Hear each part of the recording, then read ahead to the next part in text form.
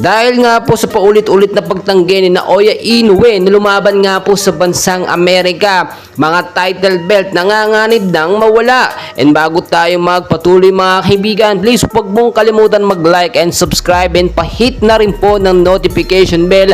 Maraming salamat po. Well, mga kaibigan, no, very obvious naman at talagang nakikita natin kapag ka may boksingerong humahamon sa kanya o lumalaban, lagi pong sa Japan nangyayari ang laban. So nilinaw na po yan ng kampo ni Inoue na hindi sila lalaban sa ibang bansa, especially sa bansang Amerika. Well mga kaibigan, dahil sa ganyang attitude nga po ni Inoue at ng kanyang kampo, ay nanganganib po ngayon ang mga title belt na hawak ni Inoue. Nakarating po kasi sa World Boxing Organization ang ganitong klaseng issue at hindi po ito palalagpas. Kung natatandaan po ninyo, ito po yung nagsimula, no, ng issue dahil nga hindi makakalaban itong si Luis Nery sa bansang Japan dahil sa kanyang suspension or pagkaka-totally ban dahil sa paggamit ng ipinagbabawal na gamot. Gumawa ng paraan, no, ang promoter ni Luis Nery na sa Amerika na nga lang daw po gawin ang laban para lang matuloy si May 6, 2024. Pero tumanggi ito, no, tinanggi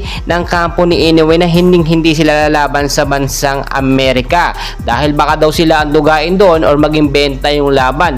Well, binabaligtad po ng kampo ni Inoue yung sitwasyon. Sila nga po yung nagbebenta ng laban, no, or laging pinapaboran dito sa Japan. Palibhasa, ayaw po kasing mabisto ni Inoue ang mga baho na itinatago ng kanyang kampo. Anong mga baho po yun? Unang-una mga kaibigan, yung gloves na ginagamit na very issue talaga noon pa man kapag lumalaban si Inoue. Yun talaga yung napapansin, no? Talagang makikita nyo yung kalaban niya laging bugbog sarado yung muka. Siyempre ang sinasabi may pabigat na bakal nga daw po.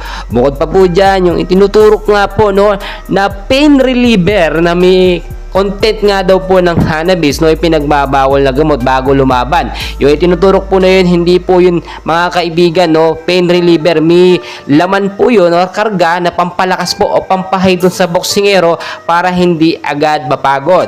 Number 3, yung anti-doping test, no, yun po ang iniiwasan ng kampo ni Inoue kasi sigurado talaga magpo-positibo sila once na itest sila sa bansang Amerika. Well mga kaibigan, dahil sa ganitong klaseng attitude, delikadong title belt ni Naoya Inoue. Ito pa mga kaibigan, napakagandang balita, no? Itong ating angas ng Pinas kasi Mero Cuadro Alas naghihintay na lang din po ng updates, no, sa kanyang makakalaban dahil nga po posibleng hindi matuloy yung laban ni Luis Nery at Naoya Inoue sa May 6, 2024. Posibleng si Casimero ang pumalit. Bakit siya ang papalit? Napakadami namang mga boksingero dyan. Yan po ang madalas na itinatanong. Tignan nyo mabuti kasi mga kaibigan kung sino nga ba nasa top priority list na boksingero na gustong makalaban o lalabanan dapat ni Naoya Inoue. Nasa panghuli po si Casimero Angas ng Pinas kaya no choice, siya po talaga ang ipapalit po, no, bukod po sa high demand at inaabangan ito ng mga Pilipino boxing fans, no, ay ang Amerika din siyempre inaabangan.